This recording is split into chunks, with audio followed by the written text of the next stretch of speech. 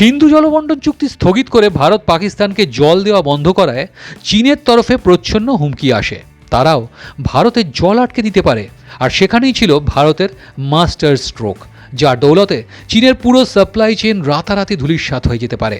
ভারত ইন্দোনেশিয়াকে ব্রহ্মস এবং অস্ত্রের মতন ঘাতক মিসাইল দিয়ে, এছাড়াও একাধিক সুযোগ সুবিধা দিয়ে স্ট্রেট অফ মালাক্কার ওপরে নিজের ক্ষমতা জমাতে শুরু করে। আর সবথেকে বড় কথা হচ্ছে, ভারত আন্দামান এবং নিকোবরেতে নিজেদের সবচেয়ে বড় বন্দরটি তৈরিরও পথে।